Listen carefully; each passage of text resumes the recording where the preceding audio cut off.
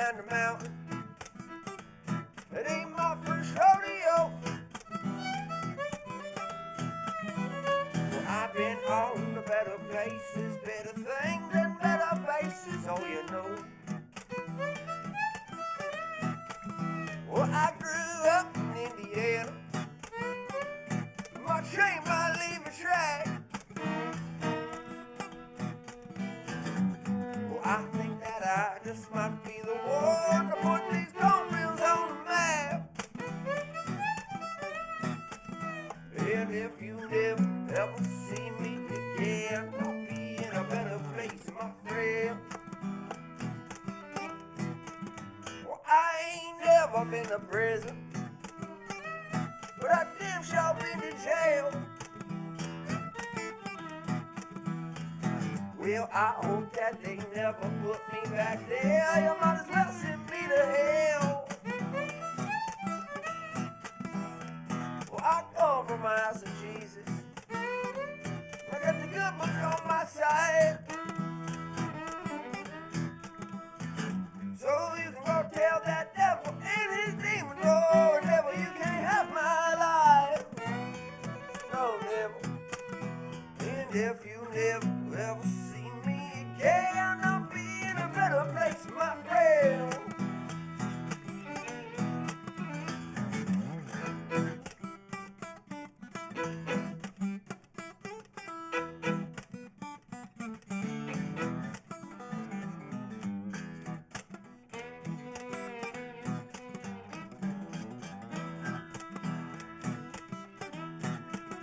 Well, I ain't never been alone.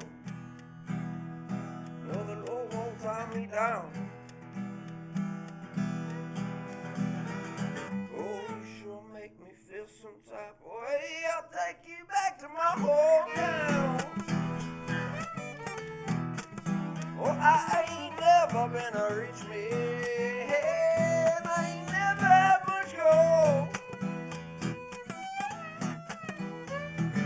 Oh, I got all the riches that I need, locked deep down in my soul. And if you never ever see me again, I'll be in a better place, my friend.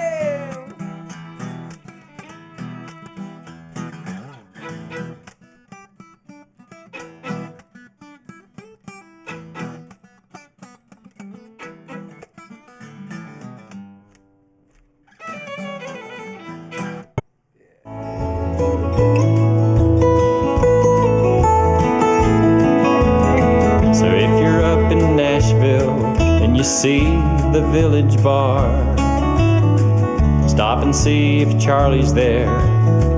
Tell him who you are, and listen to his wisdom, and listen to his stories, and listen to his hopes and dreams, his downfalls and his glories.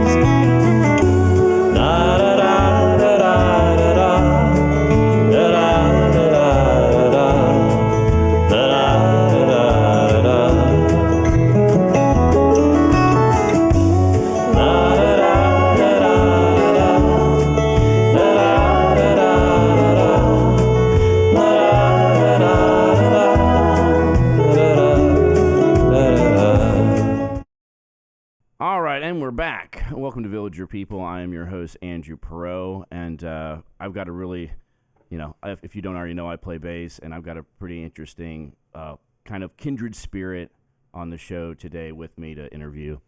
But to my right, my co-host today is Lucia, Miss Lucia King. So we're going to go and kick it off to our guests. But Brother Dusty, McKee is his last name, but he goes by Brother Dusty over here to my left, is a singer-songwriter, band leader, is a bass player, accomplished bass player, drummer, multi-instrumentalist, plays guitar, sings. And to his left is a band member of his that he puts in his band, and violinist, Miss Lilly Martin, right? Yeah. And so depending on how I put together this show, you might have already seen them play or not. But the thing that's interesting to me is, and I'm glad that you brought Lilly with you, is how you come up with your personnel. You're kind of like a very and see, I love personnel building myself, and what's great is like, but you're like you're still see. I'm retired now from music, and also I got to the point where I was just doing bass playing. I got to put together like a 9-piece jazz group of my own for like a couple years, and that was crazy. So I kind of had to do that. And they kind of teach you how to do that a little bit in college, but I really was into it. But what I really find interesting is how you kind of were always like that, but you finally broke out to do that all the time, like being a band leader. And so how did you get to that point where you were like, you just knew that was how your calling, to be the band leader? You know, people told me to go solo like before I moved here, and I was very loyal to the people that I played with. And then when I did move here, I played with 40 artists. Holy shit. Yeah, freelance. And that was all bass? Drums, bass. Drums, okay. Drums and bass, plus my own projects. And I did it for a while, and I was just always the one who wanted it the most, and it turned into a thing. Well, we were talking about being cancers, like you're a cancer too, yeah, and and I just see that with like there's that kind of like passion from when I meet another cancer. You know. I think it got to a point where I wanted it so bad that I was slowing down for other people for a long time, and I mean I couldn't learn the lesson because I kept constantly putting my friendships before the thing, and after so many years, it's like, all right, you can be a good dude and that's fine, but if you're gonna try and like make a career out of what you're doing, then well, and being a bass player, you're always and drummer, you're always in tow with the rest of the people. You don't. I always told people like I'm a bass player, like I'll learn to get along because I don't have a gig. Unless the parts are working. Along. Exactly. Yeah, and I got really lucky with my band actually. I don't know how it happened, but somehow when I went solo and I removed like the band name aspect, all the people that I found, and how many different band names did you go under? So my original band that I was in, we started off as, I like that you were telling me this story about this. So we were called the No Name Blues because we didn't have a name. Well, I would every day on stage I would be like, "What's up? We're the No Name Blues, and we have the No Name Blues because all the other band names are taken." And that was I just restarted my restaurant league, like Dart League, and they're all like kind of a little like, you know, they're all it's new, so everyone's just kind of like they're wet behind the ears. And I go up to one group of guys and I was like, "What's your team name?" And they're like, "Team Unknown." I'm like, it's like sure, and I'm like, okay, like. And we eventually, dude, we did everything to try and get a band name, and it took us years, and we became the Reveal. And we had this thing where we were going to tell everybody, hey, we finally got a band name after like 6 years of being No Name Blues. And we were like, you're going to find out this Friday. This Friday is the reveal where you find out our band name. And then that day, we were like, oh, the reveal's coming. There's the reveal's coming. And then we were like, yo, we are the reveal. Dude, and that is hilarious. People's minds were blown. And then, the drummer just like got sort of encompassed in his own personal life and went on to start a family. And we tried for like 2 years to work with him.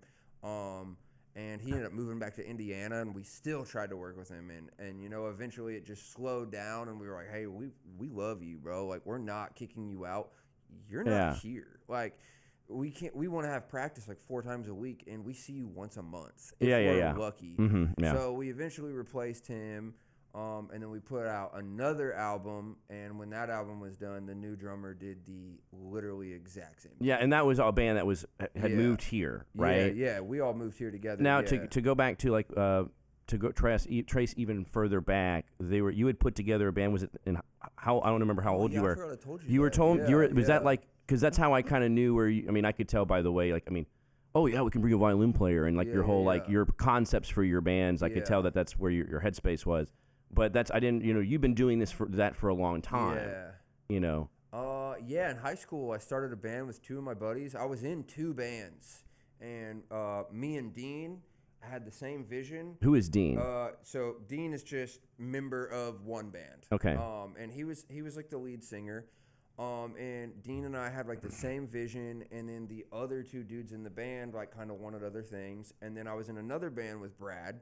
And me and Brad wanted the same vision, but the other dudes in the band. And then I noticed that myself, Dean, and Brad wanted the exact same thing that I did, and so I proposed, like, what if we start a side project with the three of us? Oh, and yeah. then that ended up taking over. We both quit both of the other bands, and that took off, and like that ended up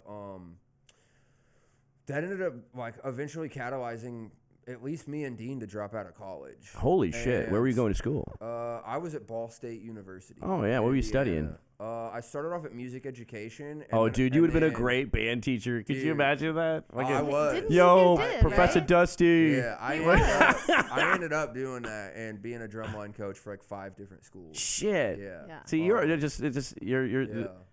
as interesting as your earrings, man. You're just like things just keep popping up. Yeah, Are your socks also different? My socks. Holy shit, Yeah, the like ambulance. because you have different. You got different earrings. I wear pretty normal socks, black socks only, no white socks. Black only. But I have a couple with like fun little guitars and stuff on them. So you guys dropped out. Both dropped out of college. Yeah. So what? Sorry, it's really Dean did what? What interesting. did he play? Dean played what? Dean, we like switched around a lot. So Dean would Okay, so sing this and play multi-instrumentalist guitar thing was and already going on. piano. Yeah, and then the guitar player was just the guitar player, did some backgrounds, and then I was the drummer and the bassist. Yeah. And then sometimes I would go play bass. Which came first? I started on drums. Yeah. Yeah, I started on drums when I was 11. Because I don't think bass is anyone's first instrument. Yeah, right. I know it wasn't mine. Well, my dad was a bass player his whole life. And Holy so, shit. Yeah, so I got that shoved down my throat. Dude, actually, from we were an joking early about this. age. FaceTime him. Yeah. That's right. We should FaceTime my dad. FaceTime his Are dad. we gonna FaceTime all of our yo, dads? bass playing dad. We're Definitely on yes. FaceTime. We were joking about FaceTiming my father on the. My earlier. dad would tell We so could many do a dad stories, episode dude. and just FaceTime everyone's Yeah. dad. Dude, that would be That'd like be everyone crazy. that comes on has to FaceTime their dad. Yeah. Splice in like you could put the video from the phone, like screen record it and put it on like the corner of the actual video. Yeah, exactly. Yeah, like make it a part of Yeah. the It would look like a Zoom call. Yeah, you know what's crazy though is me and that band we had a studio session in Noblesville, and on the way home, Muse was playing, and Oh, I love Muse. I love that. I We- love that love with the Madness song. yeah, we Yeah. missed the opener. One of the openers was Cage the Elephant, who had just blown up at the time, and I forget who the other one was. I think it was Middle Class Rut, and we were super into all 3 bands, but we showed up and we were like, we're not gonna get serious tickets. We're just gonna scalp some lawn tickets. We show up, we get these $25 tickets, and accidentally end up 15 feet away from the stage, dude. And that show was so good that I literally dropped out of college like 2 days later. Wow. I was like, this is what I'm gonna do with my life, and this is what's happening. So- And I so just you- Cage the left. Now, Elephant and is- Muse is the perfect combo. So, it's do you a and- gateway drug to dropping out. So of you and college. Dean, what was the name of that band? Shiny Penny. Shiny. Yeah. That's where we're going. Yeah. So and you guys entered a battle. You were entered into a battle of the bands. Yeah. We found out one day that somebody put us in some battle of the bands, and we won, and we were playing Vans Warped Tour, and then we played. What? That's what we said. Yeah. What? Yeah. And they were like, What was- you won, and we were like, we won what? And they were like, Battle of the Bands, and we were like, what Battle of the Bands? And they were like, That the battle. Ernie Ball Battle of the Bands, and you're playing Vans Warped Tour, and so we did it, and then Where was that battle of Indiana. bands? Yeah, it was it Indianapolis. was online. It was on like Reverb Nation, bro. Dude. Yeah. So y'all just submitted something. No, someone else did and didn't tell us. Oh, so you And didn't then even we like have to. won. You like literally Literally got got a call. you got an email that said they you were like, you won, and we were like, won what? What are you talking about? That's how it's done nowadays. You're just Yeah. like the deep space just contacts you and says you're going on tour. You just go Yeah. put me on your do not call list and Yeah. hang up. So yeah, we did that, and then we eventually, we got older. We became older, and I was the odd one out. And by that time, I'd already started writing a couple songs, and I sort of had my exodus from that band, and they went on to do some pretty cool stuff, and I'm still cool with them, But after that, I kind of did like a thing where I was in 5 bands back in Kokomo, Indiana, and then I moved here and instantly got into like 6 bands, and then from that point, just played with 40 different acts, whether that be like for a year straight of gigs or a couple studio sessions or even just one gig, So let's get into because this is intriguing because you brought Lilly, like the whole thing of like how do you know what you want to introduce to the band, or how do you pick someone like Lilly to come into the fold? And she's new, like you said, Third and Lindsay was her first show. Yeah.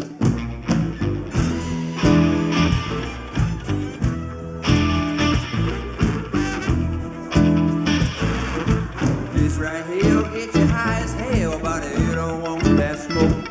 You go down that road and I wish you well, but you don't want that smoke. Well, I've been learning don't kiss and tell, cause baby you don't want that smoke. Now I got that thing and I do my thing, but you don't want that smoke. Well, you don't want that smoke. You don't want that smoke. In darkness and sin, let the games begin, is what the devil said to me. Oh, don't let him in now, don't let him win, cause he ain't what he left to be. Oh, you don't want it, buddy, but they want to say it now. You don't know, buddy, but you're buying hell. You better save yourself, hope that you'll live to tell. You better save yourself, hope that you'll live to tell. You better save yourself and hope that you'll live to tell. And then you better save yourself and hope that you'll live to tell. This right here'll get you high as hell, but you don't want that smoke. You go down that road and I wish you well, but you don't want that smoke. Now I've been learning don't kiss and tell, cause baby you don't want that smoke. Oh, I got that thing and I do my thing, but you don't want that smoke. Well, you don't want that smoke. You don't want that smoke. Well, you don't want that smoke. Now you don't want that smoke. And sugar and sickness, a whole wicked business, and you pay the interest. Always spreads his diseases, you do as he pleases. You buy up the drugs that he needs. He got trucks to sell, he's gonna put you in jail. Gonna pay for the bill, or you pay for the sale. You better save yourself, hope that you'll live to tell. You better save yourself, the hope that you'll live to tell. You better save yourself and hope that you'll live to tell. And then you better save yourself and hope that you'll live to tell.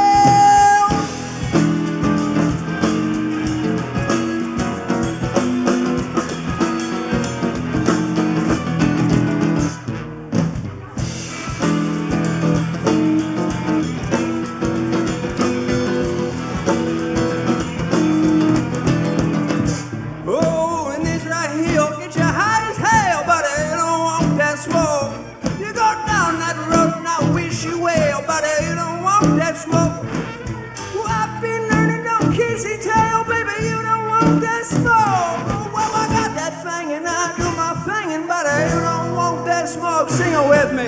You don't want that smoke. Well, you don't want that smoke. You don't want that smoke.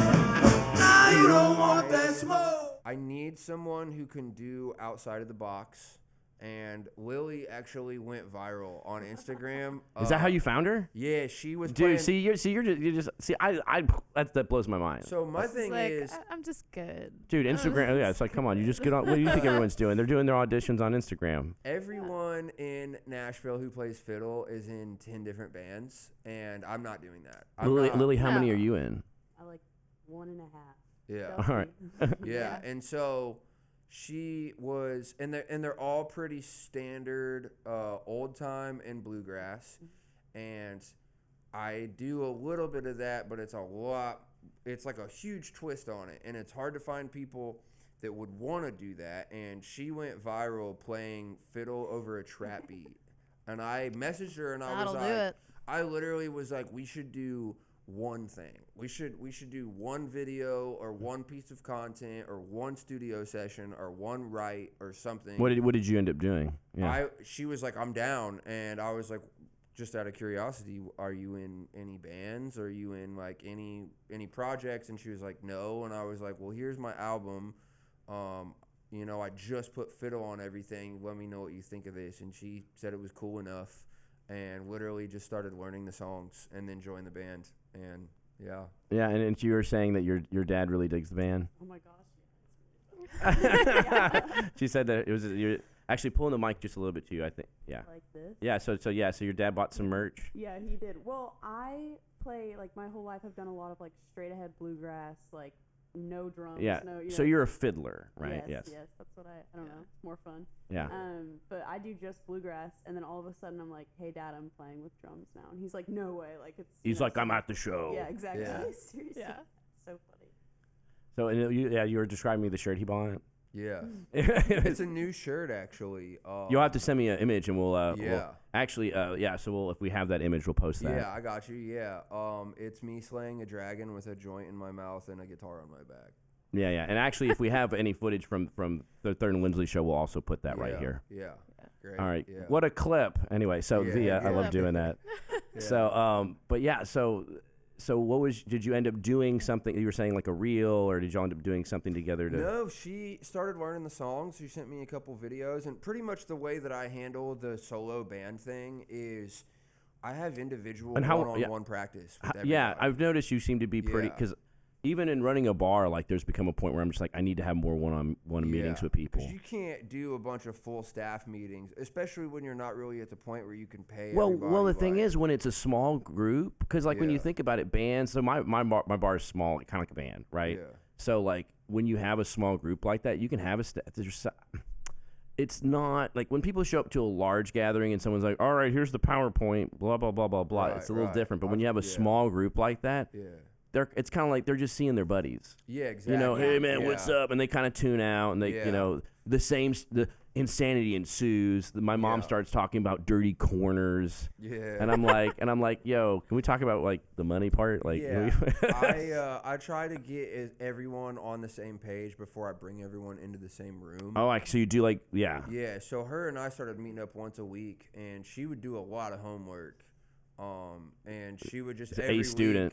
Every week she would just come like slightly more prepared than the last time, and then I would basically just give her notes and be like, this is great, go up higher right here, or let's add this. Or there were some parts where it's like, I don't really know what you should do. Some of it was like learn it like the record, and some of it was like, hey, the record doesn't matter, just like write your own part.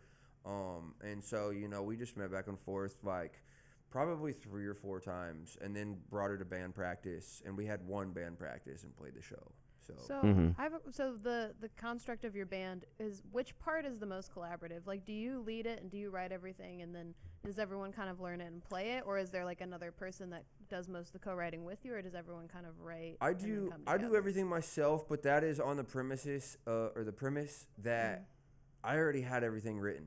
And so the goal and the objective is to get to a point where the whole band knows the pre-existing catalog. And as we learn that, for every couple songs, there will be one song that I'm like, hey, let's like write this together. Wow, as like a team building exercise. Yeah, exactly. You're like he's like there's like a Mr. Holland's Opus over here. Yeah. He's a teacher. I mean, to do certain So did things you learn that like keeps all these everyone tactics you learned while you were in school? Like I mean, dude, I was writing music and like composing like by the time I was like 14. My dad bought me some like a pad of sheet music, like blank sheet music, and I would start writing. And all through high school, I was like writing and choreographing and like arranging big drumline like shows, because it was right after the movie Drumline came out. Oh wow! So I was about to quit, and then I so you were like you were composing the actual shows. And it got to the point where I like, as a 16-year-old, the band director would want to focus on like woodwinds and brass, and so he would send the drumline and all the percussion like out of the room and just let me be the teacher, which was crazy. But I would put together all these ensembles and shows and stuff like that from like a very early time. And then obviously teaching has really helped me with like patience and understanding that everyone sort of perceives things and learns things at a different speed and through a different language. Some people are numbers people. Some people are, you show them the music and they learn it right away. And then some people, they need a breakdown, and you got to slow it down. And then some people, that screws them up. You know what I mean? Like everybody learns music different.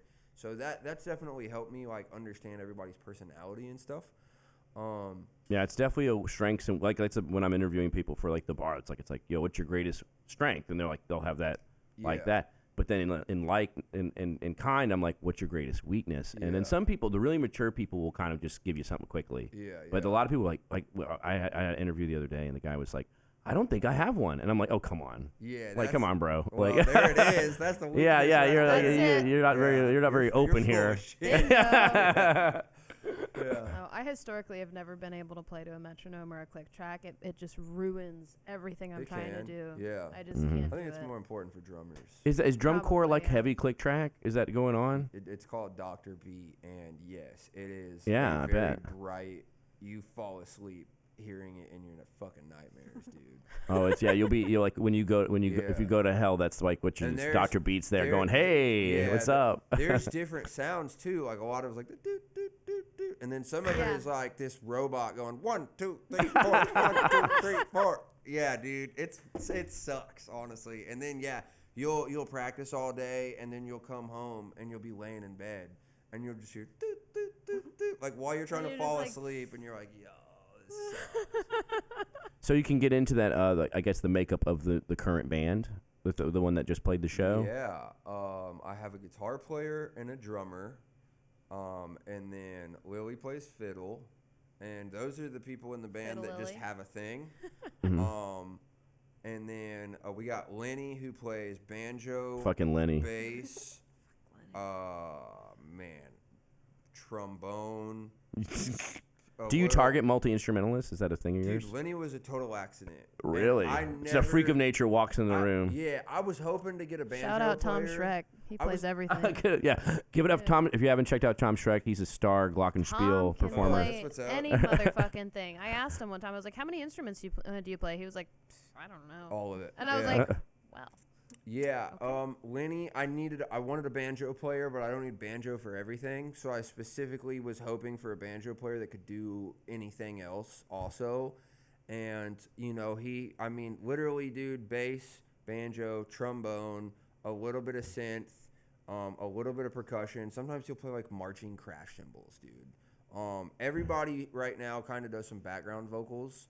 And then I have another guy who, he does trumpet, and he recently just took over the role of like synthesizer and sample pad and hand percussion. His Wow. name's Alex, and he is the trumpet arranger for the U.S. Army over at Fort Campbell. Oh yeah, Wow. yeah. So it's a very eclectic. The group. Army has a lot of people. Like the human resource in the music department for the military is actually it has some gems in it. Bro, You know? when you find out about the shit that they have that our taxes pay for, they have like sample pads and like subwoofers and shit. And it's like, why? For what? It's for like morale." Yeah, and make he's it like, funky. Yeah. You eat powdered eggs. You Yeah. gotta have maybe. He's just got the most synthesizer random and- stuff, dude. And I'm like, he's like, yeah, I get it for free because of the Army. And I'm like, that's insane, dude. And you play a lot of upright bass in that. I've yet to see the shows. I've got to check, Really? but I've seen the pictures and So some reels. It shows I do guitar, upright bass, hand percussion. I'm working on marching snare. I was doing a drum solo, like on drum set. We Yeah. did Sing Sing Sing. Oh, wow. like Yeah, the yeah. classic. Like, Yeah, yeah. Yeah, and then I would finish the show on electric bass, and then like for the last song, just hold the microphone basically. Yeah. So it's like, there's a couple of multi-instrumentalists, and then like the other half of the band, like they just are what they Do you are. feel like you kind of need like because I know certain people have talked about freeing themselves from having to play an instrument while singing. Do you feel most comfortable with an instrument? I don't know what to do with my hands, dude. Yeah. Same. It's Oh my crazy. god. It's- Me and So- her were talking about this the other day. Dude. I like doing Yeah. it for 1 or 2 songs. That's also why. Yeah, That's also why most people smoke. They're it's- just like, yeah. oh no. It's more of like I like the variety of like having a show where I play everything that I know how to play. Like I'm working like having 1 or 2 songs where I play banjo just because I can, you know. Mhm. And with it being a solo show, I kind of want to lean into like, oh, it's like I kind of make it like it's like the Brother Dusty Circus. I play everything, that. but the show is honestly more about like she solos in everything. I mean, that's why. I mean, that's a big reason because like when we did the feature, I had John was like, you got to have Dusty come by because his basically your whole live performance vibe is just so, it's just in your face. Who's John? John Avina. So the guy does my open mic. So Okay, yeah, but yeah. Ian's buddy. yeah. So so he was telling me you came in because we had talked and then you wanted to do a feature, and you were like came to play, and he was like you should just go ahead and throw him on because like just you're captivating. you know. Well, the show that when we do everything, people that we play the first we play the first few songs. Yes. We play the first few songs. Everybody say hey to Toby. What's up, Toby? We play the first few songs, and people are like, okay, I think I get it. And then we get into a couple more, and they're like, okay, never mind, what is this? And then we play a few more, and they're like, all right, I have no fucking clue. And then we add a couple more, and they're like, dude, my mind is like, what is this fucking band? And then there's more. And then it keeps going, and like halfway through, typically, like what we're told is like people's minds are just so blown that they can't figure out like what we do. It's basically like I'm a musician and I don't go see shows, and and you're one of the like people tell me about your shows, and I'm like, it's like you have to go. It's like this, you know. It's like being on a drug or something. It's like, dude, and it just gets. It gets crazier and crazier, and then like people are like, "Finally, I get it." It's just a mind fuck, and then then it's more. Yeah, and then it's like, no, you still don't get it. Yeah, it's kind of like the only thing I've seen. It's video recorded is like the Stop Making Sense, like the Talking Head stuff. Yeah. Like that's like one of the few shows I've seen, and it's you can watch the whole thing in its entirety. It's it's documented, and that's kind of like one of those like. Where you're just sitting there watching it and you're like, wow, they really thought about this. And he's dancing in a big suit. Yeah. He's with a lamp. We've been splitting it up because the fans really dig the show as it is. But when you have to email somebody and tell them that you're a blues, bluegrass, jazz, rock, hip hop fusion, they're just like, what in the fuck are you talking about? And so all right, it's 11/11, guys. Oh. Make a wish. The Make a Wish. But yeah, so because you kind of are just because you're just kind of trying to like always be morphing what because you're doing an acoustic thing now, right? Yeah. Well, so I basically just decided let's split the band like we have the full circus set, and so I was like, well, let's dive deeper into every style that we play in for a while at least. And so we took all of the southern, like, bluegrassy songs, and that's one set. And that's when she came in. And then we take all the songs that are relatively hip-hop, and that's a set. And then we have all the songs. And there's a lot of overlap, too. March 20th for our, like, release show, we're doing our first all-rock set. Oh, yeah. So go into that real quick. Can we make a reel of that? Before, I was going to get another guitar player to do 2 guitars for the rock show, and I got a guy, and then, like, some crazy shit happened. And so she, as a fiddle player, is becoming, like, the second rock guitarist. So we're just going to, like, keep the same lineup. You see, you're the rock star. You're becoming a rock star of the group. Yeah, you're pushing guitar players out of the way. Yeah. So she's learning all the like guitar solos and stuff, and just playing it on the fiddle. So that's amazing. Yeah. But yeah, March 20th we are playing at the Coliseum, which is over in that 1015 West Kirkland. Like it's like there's a privacy fence and a bunch of warehouses. Have you ever been over there? No. It's in East Nashville. It's over by Hart Lane. Cool. It's the like, Coliseum. It's a bunch of independent businesses that run. You know Randy Hunt? I do know Randy Hunt. He used to work on my bass. Does he work on your bass? So his shop is there. In that complex. Yeah. Oh, wow. It's right there? Yeah. And so that's where. Of course they do music over there. That's where the Coliseum is, and then Garden Family that you also asked All right. about. So we were asking about his hat. Dusty's wearing the Garden Family hat. You said you worked there? I did, yeah. I worked for the company, yeah. It was funny because people. It basically at its simple form, it's a THC and a CBD product company, but they also have. This is not an intentional plug. Yeah. They also have a video studio, a recording studio. They make merch. They have a pizza truck where they vend at shows. And I worked downtown. We would ride trikes, dude. You would ride like a little ice cream trike with a dispensary on the back. Fuck and yeah. We would go downtown and people are like, what's this job like? And I'm like, it's not what I wanted to be when I grew up. But like, it's cool. I made a lot of money. And I did it for a month or two and then literally woke up like I told you and like 6 bands hit me up. They were like, hey, we need you. Yeah, and I became a full-time musician in like an hour. And so, and they all hit you up about drums and bass or mix of them. Yeah. And so, because I tell people all the time, they're like, man, like, how do you make a living? I was like, well, if you started playing bass, because the thing is about drummers always get work too. And I think the only one that's going to be left at the end of the day is the keyboard players. But Yeah. after all is said and done. But the thing about bass is like and which I've noticed is bass players are always getting another gig. Yeah. The bass players Everybody always needs a getting bass player. the bass players always Yeah. getting lifted. Yeah. And so you're almost if you stay in one place as a bass player, you're almost breaking Yeah. the code. You're like, they're kind of like, wait, you're playing bass. Shouldn't you be Yeah. like, Yeah. moving on to the next gig? No one has one. But Yeah. but that's how it always works out. Is someone's always moving the bass player to another thing, so the Yeah. chair's always opening up. And drums, dude. Drummers are always in a bunch of bands. I see drummers drummers are always kind of like, because they're like real like high on life type of people. So they're Yeah. kind of like, oh yeah, I'm just doing whatever. going to a new city, or like they're kind of always kind of doing stuff.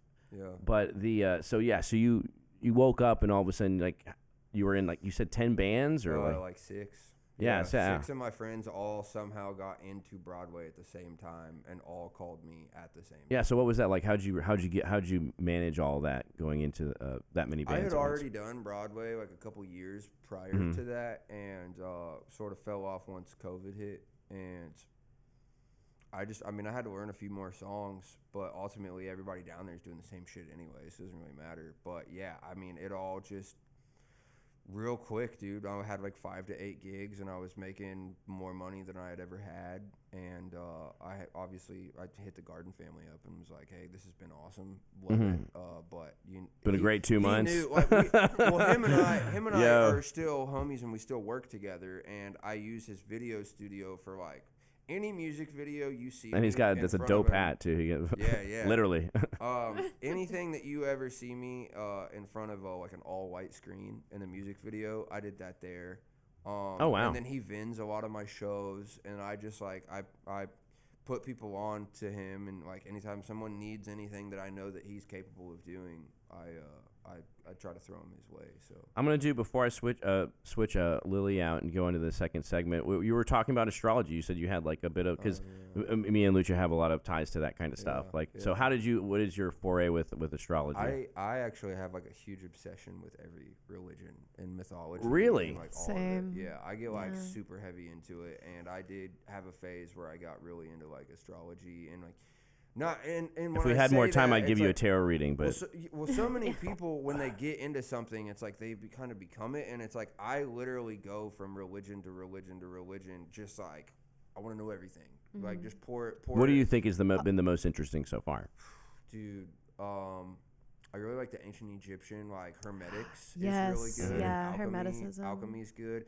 The ancient like Jewish science of Kabbalah. It's not Kabbalah. It's called Kabbalah. That like was kind of life changing.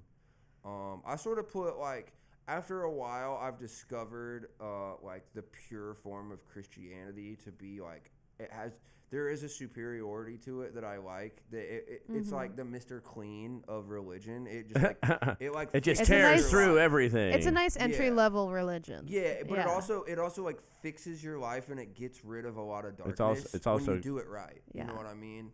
But it's not fun. I will say that. I have more fun with a lot of the other religions. I heard I forget where I read it or heard it, but someone said that like the true meaning of like sin when they're talking about it, like it can be distilled down to like distraction from what you're actually trying to achieve. I displace sin to be self-destructive behavior.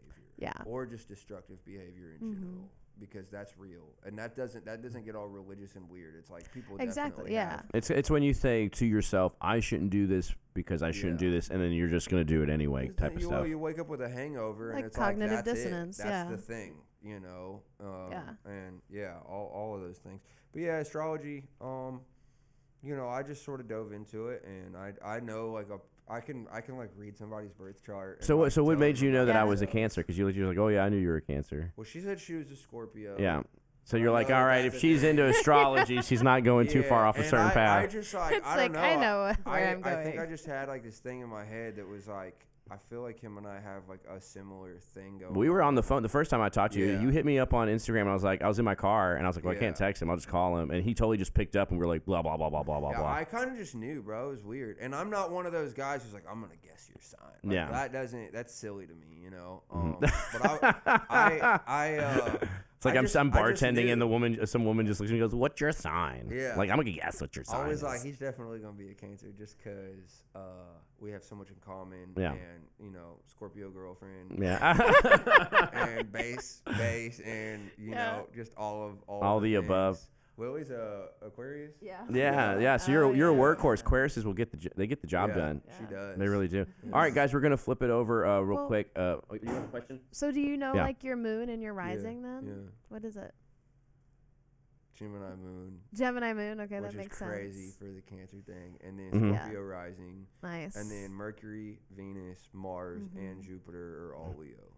Very Oh, nice. wow. Oh yeah. I'm stuck inside of a very quiet person. It's all that Well, hair. but that'll take you really far. It feel and it honestly, what's crazy is that stuff made me see why my life. I don't blame things on astrology, but I feel like it gave me clarity because I've always felt like I had so much to say, but I'm stuck inside of this like really quiet dude who doesn't want to like annoy people. Mm-hmm. And Yeah. so I made so much sense that was like, yeah, like on the inside, I'm kind of like a loud sort of asshole, but like I'm such a nice dude on the outside that it's like it takes a lot out of me to go really be myself. That's your And then shell. When I do, people are like, "Yo, what's he doing?" You know what I mean? Yeah. It's because they're so used to me being like Mr. Hug. You know what I mean? Yeah. But do you know yours? I'm a Scorpio moon and a Cancer rising. Oh, okay. Whoa. Yeah. Yeah. There you go. Oh. Yeah. Well, was it rising? Just means that doesn't like rising mean that that's what people think you are or see you No, as? it's Yeah. something like on the Yeah, it's more of I your forget. perspective. Yeah. Let's FaceTime my Yeah. grandmother. Yeah. All right. All right. We're gonna flip it over. We're gonna get Loose Bolts on here with us to talk about songwriting. Lily, it's been so great. Everybody give it up for Lily. Lilly Martin. Oh, and where can they find you on Instagram? At Lily Fiddles on Instagram. All right. Lily Follow. Fiddles. Yeah. And we're back again. All right. So we've got Ian. What was it? Daniel your drummer was supposed to be Yeah. coming in, but he was sick. So Yeah. we've Ian was like, dude, I want to come on, and we were like, Yeah. of course, man, like anytime. Yeah. So everybody give it up for Loose Bolts. When I first walked in, I was like, "Oh, this is happening. Cool." Yeah. So I'd have to say, like in Con, you guys are both artists or songwriters you're both very passionate. Yeah. You know what I mean? He was my favorite one. When I showed up Yeah. to try out for the feature, I was like, "This is the guy." Yeah. Ian, Thanks, man. Yeah. yeah, Ian's like gives you that you don't go walk into a place and just hear that like studio crystal clear like Yeah. emo sound that Yeah, Ian yeah. just slaps you with. Especially open mics, you know. Yeah, you're not gonna. Yeah, You don't forget a Loose Bolts performance. Yeah, it's where a lot of Thank the you. newcomers like to go to an open mic, and so it's always, especially I've been here for 9 years, and so my band, I have very specific standards, and I say no to a lot of things, but for open mics, I do anything and everything. So it's always awesome because I fully expect it to be like new kids and younger artists and people that just moved here.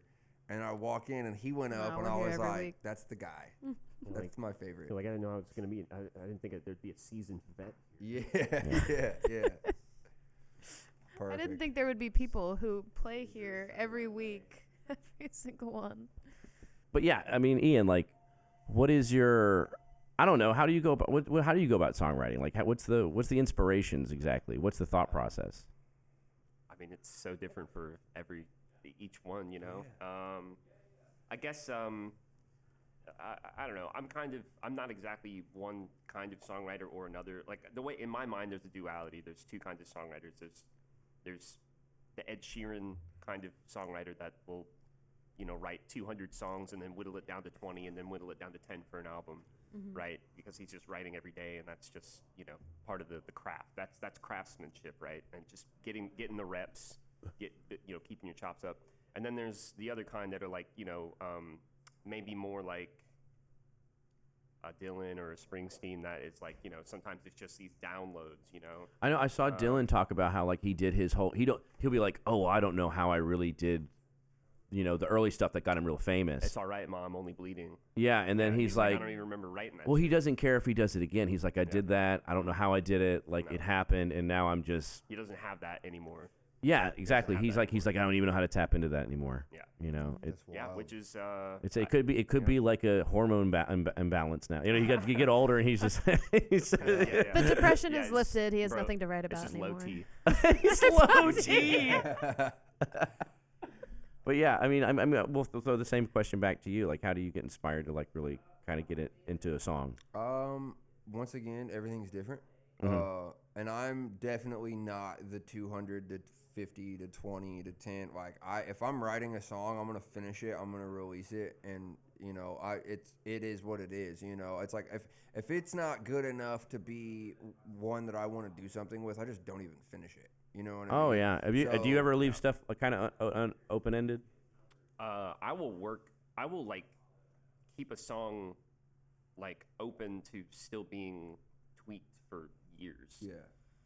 Like one song that I'm planning on recording and releasing this year, I started writing that song probably like 6 years ago, and I'm still just kind of you know, like maniacally like you're like, okay, it has to be because things have to be phonetically pleasant in my head, like in the way that just my instincts. It's like phonetics are important. The words are obviously important, but you have to find a balance there, and you can't betray the melody. Like, I think my favorite, the artists that I respect the most are people that they will not betray the melody. You know, they will figure out a way. Well, the thing is that you the know? reason that you're being a bass player or being a musician in general, like when you go to school and like the teacher's looking at you, and the most earnest thing a music teacher, in my opinion, I've ever heard is, "What the fuck is the melody, bro?" Oh my god. Yeah, like I mean, they don't say it like that, but that's what they're coming very aggressively. You got to have it. Yeah. That's the thing that gets in people's heads. It's melody and rhythm, and then, you know, words are like. Here's the way I kind of see it. It's like the someone's heart is like a door with like a lock, right? And so, you know, like the music and you know, the melody and the rhythm. These are keys that unlock the heart, and then the words. Listen up, have folks. access. This is Then the words have access. That's how it works. Yeah. Wow, it's a great way of looking at it. Yeah, Thank you. because like you're a true using melody to emote, to get people to emote with you, to put them somewhere. It's all about catharsis, baby. Yeah. Yeah. That's what we're here to do. See, I'm like almost Yes. the opposite in that as Well- a drummer, bass player. Well, the thing is, Ian were you a drummer first too? Because that's No, where I you're. was a guitar player first. Okay, okay, so he has okay. a natural skill for melody. Yeah. If you ever like really listen to any of my stuff, dude, it's almost all rhythmic. I barely ever actually have a melody. Well, that's what we were. And if It's kind of more hip hop based. Yeah, but and- that's not on purpose. well, it's that was- literally I just like rhythm more than I like melody. well, that was what I found was really interesting about your performance, your solo performance. Yeah. Why it's so strong is that Yeah.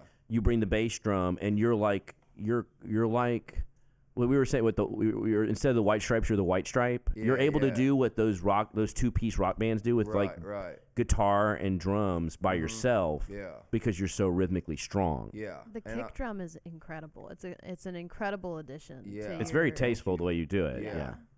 Yeah, I try to. It sucks because a lot of the songs I'm just doing the quarter notes the whole time, and I'm like, I mean, it does works. this ruin it? Like, No. well, it's like each song is great, Yeah. but when I'm 30 minutes in and everything's just been, boom, Yeah. boom, boom, it's like, all right, So- I need to do something else. So in like manner, so where he's talking about melody, like how do you see rhythm getting? How are you using rhythm to get people into your song? I think that each person should get their own frequency, and once you have two people on the same frequency, unless it works very hand in hand, it's like that doesn't really work. Like once you start fighting over the frequency, so typically your melody is going to be the top line, and then you've got your rhythm, you've got your low, which is usually bass, and then you've got your mids and you've got your highs, and so with me, I'm a baritone voice.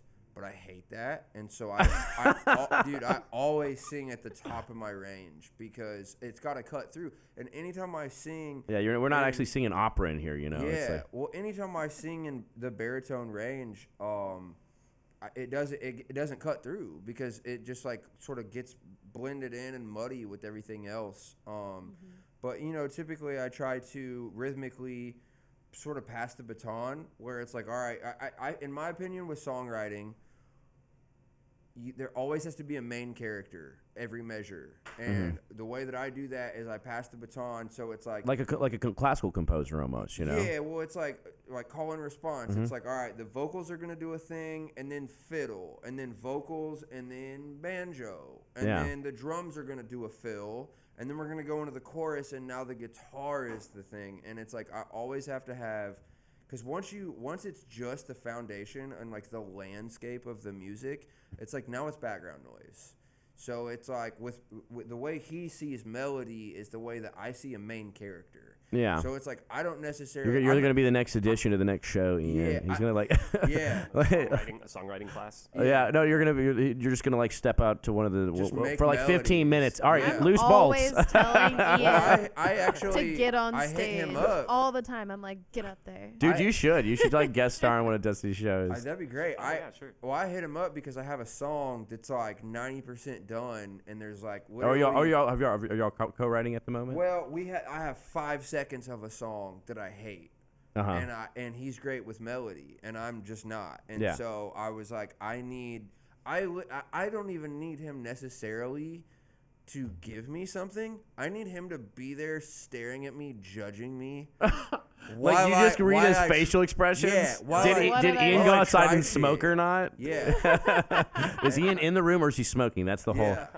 And I just You're need not to- I just supposed need to tell try people that stuff. that's the tell, Andrew. You run an Yeah. open mic. You're blowing You're up not a spot. supposed to tell people that when they got to smoke, they it know, means they you're know. blowing it. Yeah, every time Ian goes to smoke, that's the tell. It's like, oh my Yeah, God, that's sorry all right. people. No, that's not true. That's not true. That's hilarious. No, some Sometimes I'm just feeling anxious. yeah. Sometimes we just people. I remember just when need I to t- see. Sometimes I'll be like having a conversation with a really pretty girl, and then I freeze up because I'm like, damn, I didn't think I'd get this far. And then you're like, I have to I gotta Are we go. going to talk I about gotta picking go up ladies recalibrate. now? Is that what? No, please, no. Okay. That's an aside. No, it's funny. But yeah, the open mic's been doing really well. So, and it's been really great to see both you guys there. So now I saw you both play at that new venue. Y'all played Lucky together. Nut. Yeah, the Lucky Nut. We're gonna pluck the Lucky Nut because it's a fucking hilarious name for a bar. Yeah. And Russell too. yeah, shout out to Russell Wicks, Shout out international Russell superstar. Everybody needs a good nut at the Lucky Nut. Yeah, Shout bro. out Mr. Good Nut. Mr. Goodnight. He just sent me and we're gonna put a photo of that right up here. And he just sent me a picture of a hoodie. Did you get this, Lucia? Oh yeah, I know about. Did you that get the hoodie. picture? I don't always get to Russell's messages. She said He sends a female opinion inserted. I just don't always get to them, like, cause he'll send a few, and then I'll be like, okay, I'm gonna save this for later. I'll come back to you, and then I forget. And then dude, there's a Lucky Nut hoodie and a T-shirt and a hat and biker shorts. But have you seen the new one? and Have you seen the pants. new one? Is it the white one? No, the new one has a lady on it where her titties are. It's like acorns. They're- He oh sent my me this God, and he tagged like all my stuff and I was just like, whoa, this is. Yeah. Before we get hilarious. too in the weeds about Russell Wicks, Yeah. I kind of want to circle back to what you were talking about with the whole like melody rhythm thing. Yeah. Go for it. Every time I have this kind of conversation, I feel like I would be remiss to not mention pretty infamous like Tom York quote where he literally says like melody is dead and rhythm is everything. You know, and that's Really? yeah. Because I thought his interpretation of melody is great. It is.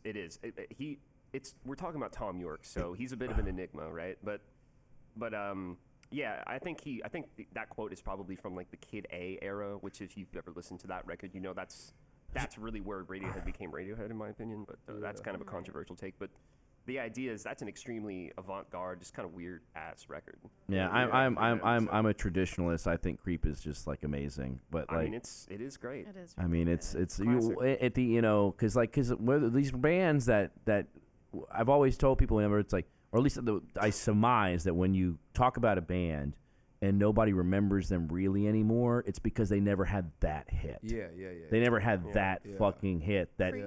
everybody can recognize. Well, it's like Yeah. Prince said. It's like if an artist is not necessarily part of a movement, they can be forgotten. Essentially, that's like a really And- interesting Smash Prince Mouth quote. or no. And I think that also, Creep is a good song by itself, but I love to hear people cover Creep Yeah. because it's. I've such heard a jazz groups versatile- cover Creep. You know. it's such a Yeah. versatile song that you can really cover it in many different Yeah. genres, and that if your ability for your song to transcend past your genre I think is another thing that can give you a certain degree of notoriety. That's a big problem of mine because I am so much more of a arranger than I am a songwriter. That is true. And that's what I've noticed about what you do. Yeah. Yeah, which I think it's cool, but I have gotten to the point where I'm like, damn, I need some songs that like people could cover easily. Do you do any covers? I know a lot of covers From playing gigs. Yeah. I just started like this whole. I mean, even me coming into Villager, it's like my New Year's resolution was by the end of this year, I want to be playing so many solo gigs that I can pay my bills with it. Yeah. Which is going to, at least in the early stage, require playing covers. Yeah. I have, I think, 10 covers ready to go by myself on a guitar. Yeah. Which I'm a fucking drummer and bass player, dude. So like that's that's a milestone for me. And I know Hey, like, I can't play any guitar, so that impresses me. Yeah, I know like 400 covers on drums and bass. Yeah. So it's like with guitar and singing. Like I know some songs on guitar and I know some songs. Did you do a lot when you did those bands? When you were doing drums and bass, did you have to sing back up a lot? Well, I sang lead in my main band, and really any time I was in another band, I almost never did vocals. Yeah. But there were a lot of times where, like, if I was going on a play on Broadway, like, no one cares. So it's like everybody take turns, and like I can play War Pigs on drums and sing. And is that a big Broadway thing where it's like, yo, who can sing this one, and you kind of pass the baton? Yeah, well, it's just nice because it's a 4-hour gig with no breaks. So it's dude, like, yeah, how do people pee?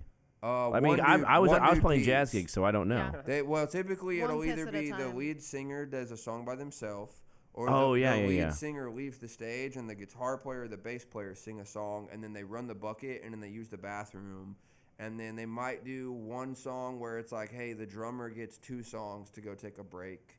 That's what I always did, was everybody gets a 2-song break. And if it's a slow crowd, like, take as many breaks as you want, I don't care. You know? But typically that just doesn't work out. Most of the songs need a full band. Yeah. But no, it's rough, and you don't get a break. What's the key to making money doing that? Like the tips, and is the tips right?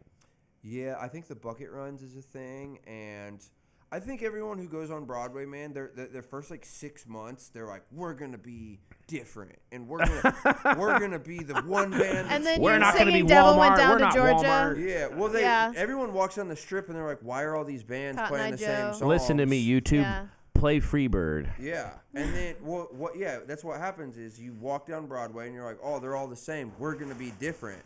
And then you find out after 6 months of playing your heart out and playing, I don't know, fucking Down with the Sickness and all these songs that you're like, oh, no one else is doing that. Bow with the bow. You do it 5 times a week. Welcome to Kid Rock's Bar and Grill. Yeah. You do it 5 times a week for 6 months, and you get it out of your system, and you're like, if we're going to go park down there and drive through all this shit 4 times a week, let's just go parking is make $30 money. bucks. Yeah. And next thing you know, you're playing fucking Sweet Home Alabama 5 times a week, dude. And it's like, that's what they want. I mean, I didn't make a living playing jazz consistently or easily until I got the crooner gig, like a full-time crooner gig. And then it's like, you know, hey, we're going to play this. And I was like, all right, I'm going to play some stuff that's kind of in your key. Yeah. And you just play that, you play, you know, Georgia on My Mind or whatever. There's the standards. Right, There's a way, you get to where there's a way to play with that gig. Well, that's what I found from doing the Monday Night Jazz thing that I was telling you about was there were so my drummer and my horn players are like big jazz guys, and I was on the entry level of the jazz thing, and I was like, oh, we could cover some of these songs. And I was how long have you had the upright?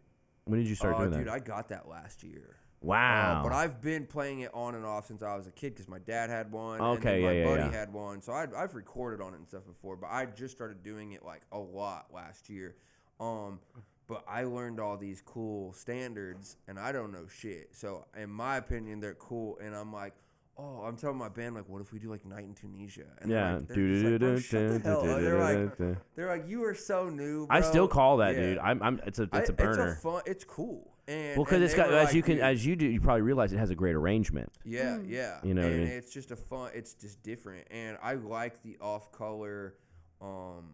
like the darker, I'll- and I like the more like Yeah. Arabic scales and stuff like that. That's Yeah. one of my favorite things about the songs that you play. Is Oh, there's thank like you. Yeah, there's this one band called Brown Bird, and they do a little bit of that. yeah. That if you haven't heard of them, It's you my should check weird them obsession. out. I'm a little snake. I really you no, know. no. It makes me think of Offspring. Yeah. Yes. Yeah, Yeah. yeah. Phrygian Yeah, scale? Is that what that is? dude, it's actually the double harmonic major, the interesting. Hungarian gypsy, and Yeah. I think the Phrygian, all because it's so chromatic Yeah, sure. that it's like, yeah, well, yeah, a lot of that, and it's a lot of Arabic and just like a lot of Middle Eastern. But the deeper that you dive into it, the more that you find out that it's like you can't really just throw it in a box of like one type of people. You know what Yeah. I mean? Right. Yeah. Because it's It's only world music. It's World only music. like 2 notes different from the major scale. Mhm, Like yeah. you literally just drop your 2 and your 6, and now you have like the desert scale. You know what I The mean? desert scale. love the desert The scale. desert scale.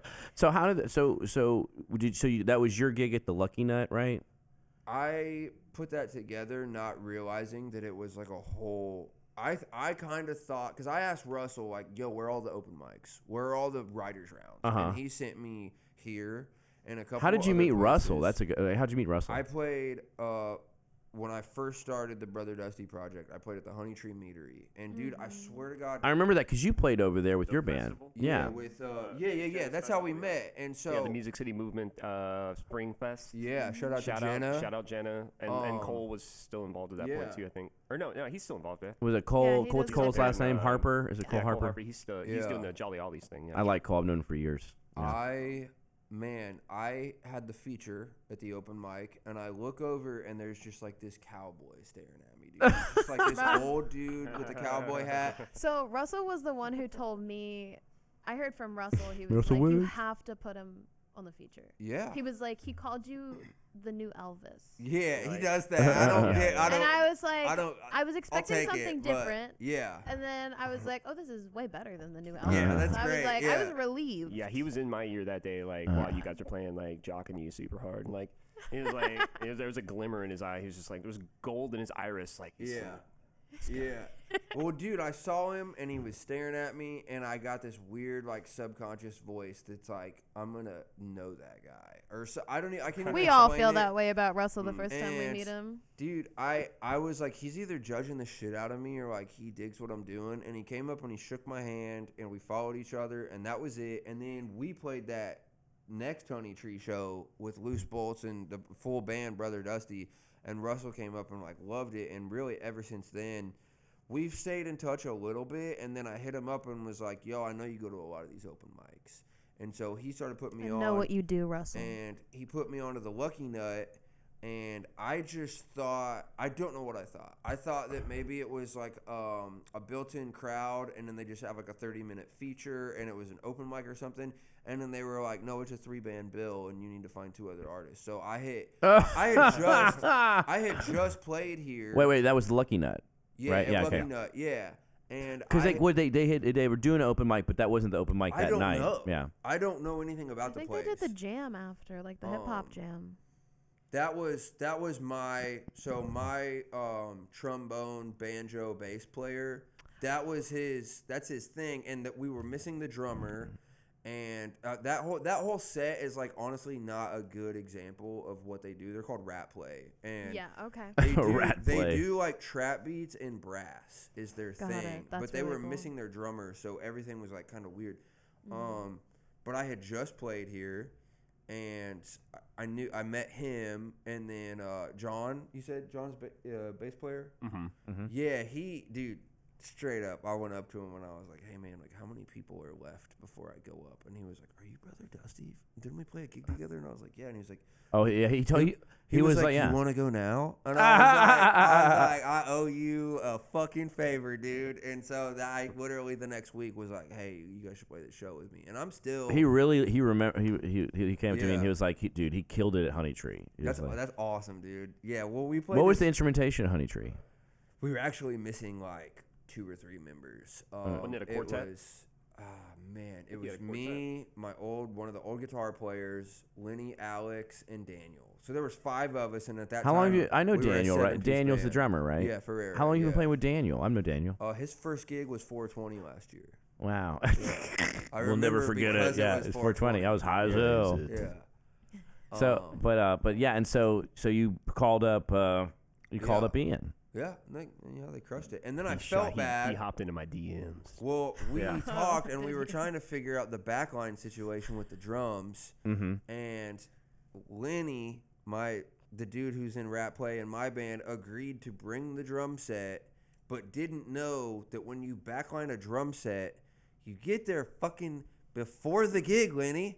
And so Loose So Bolts Lenny's is one of just- those kind of guys, yeah. Loose Bolts is just chilling, and they're like, "Hey, what are we doing?" And this I'm is just the like, Lucky Nut gig. "Bro." This is the Lucky Nut gig, right? Yeah, yeah. Yeah, and so I call Lenny and I'm like, "Hey, you almost here?" And he's like, "I'm about to leave." And I'm like, "I'm gonna kill you, dude." But he knows now. Dude, but we all know that there's that guy that you know. Well, he's number one. Lenny's not a drummer. It's So- not even his drum. Oh, so he set. wasn't even coming for like It's not his drum set. It was his roommate's drum set, and he didn't understand that like you're bringing the drums because all He didn't the understand that he bands was are using- backlining, yeah. he didn't. Yeah. So it was just a whole thing, and then I showed up and I hadn't seen them And in a while. dude, and I backlining the was drums like, is that a conversation for like every gig basically?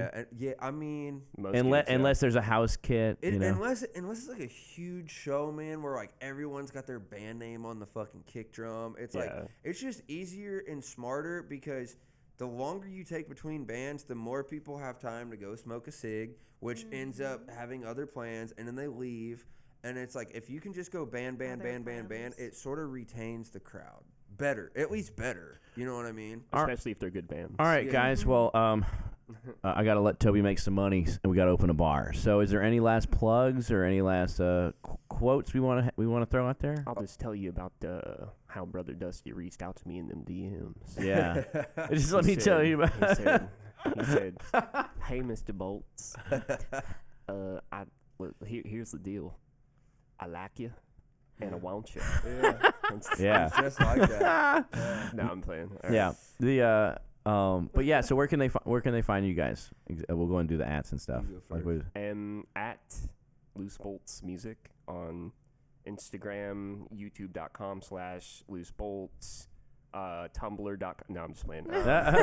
Get his feet pics. MySpace.com/normal speed time machine.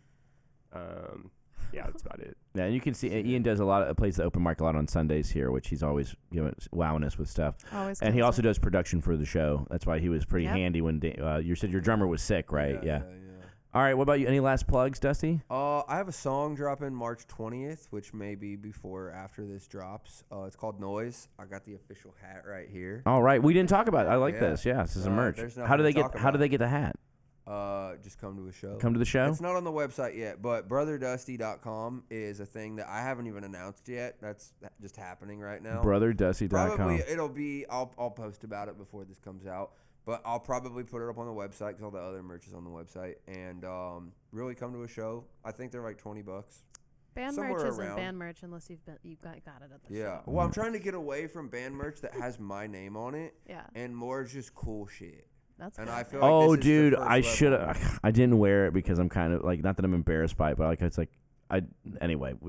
I can't. Actually, it doesn't I fit. I gained some tried. weight, but Tried to the get him to wear it. I have a band we had on.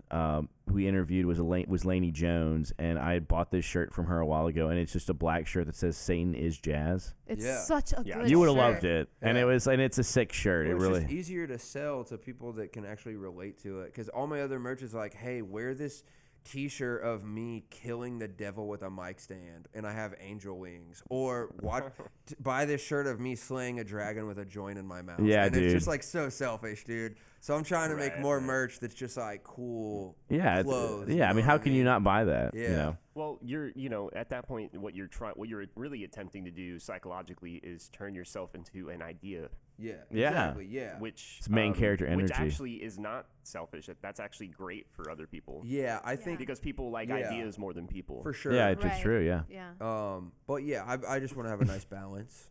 But yeah, at Brother Dusty, anywhere, mainly YouTube and Instagram is my thing. And then streaming wherever. BrotherDusty.com. All right. Well, thank you, Dusty, for coming in. Great, and thank you, Ian, for stepping on the mic. Hell yeah. This has been Villager People, guys. I'm Andrew Perot, Lucia King, Brother Dusty, and Ian Loose Bolts. Yeah. And so, thanks for checking it out, guys. Cue that exit music, and I'll see you again.